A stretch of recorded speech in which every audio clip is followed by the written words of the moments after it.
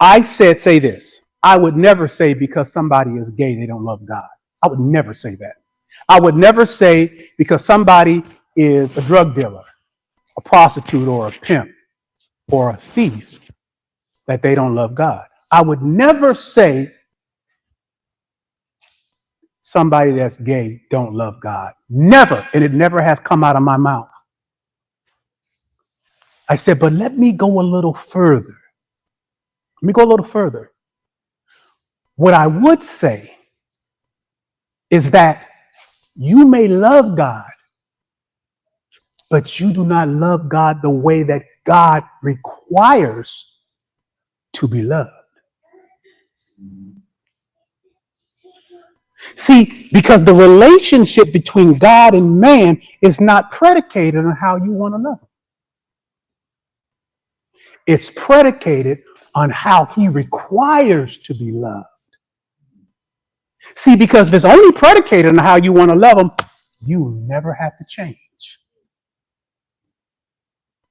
But when it's predicated on how he requires to be loved, that's where the change comes in.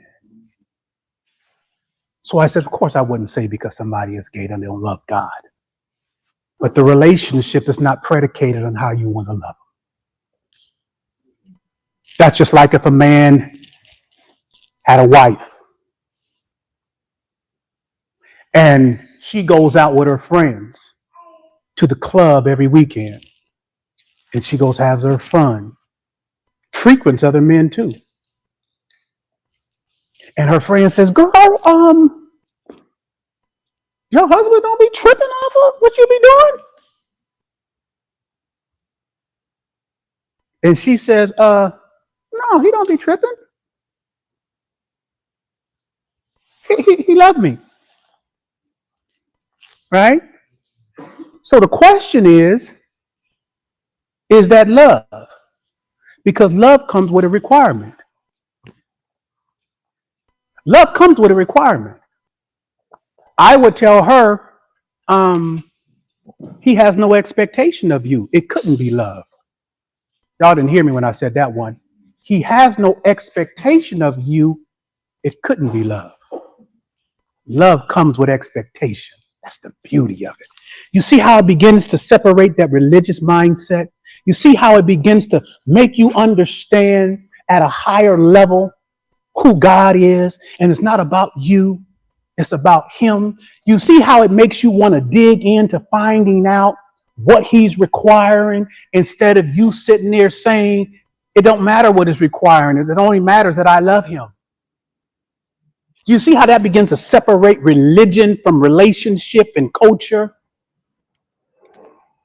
Because that's the message out there today, which is why I said, don't ever say that somebody don't love God. There's a lot of people out there that love God. They commit crimes and love God. There was an auntie I had, her name was Auntie Ruby. And so she used to rob banks. And she used to say, well, I need to take God in the bank with me. I said, Auntie Ruby, you a mess. Oh yeah, I take him in the bank with me. You see? So today we need to start separating the ability for us to be deceived with that illusion. So we need clarity, just like I gave you, explain that, so that they won't be deceived, so they won't rest on their laurels on the fact that I love God, right? Because no one has given them clarity. You probably do, brother. You probably do. But it's unfortunate that that's not how it works.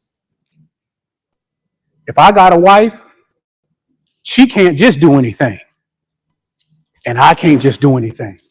Because that ain't love.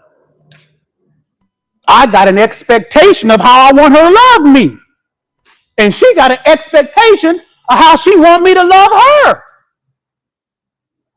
She ain't going to just be cool with me saying, well, I love her, but I'm out there living like a devil. That's not good enough. Well, that's what's going on in religiosity today. Everybody is standing on, I love God, and you can't tell me no different. I'm not here to tell you any different.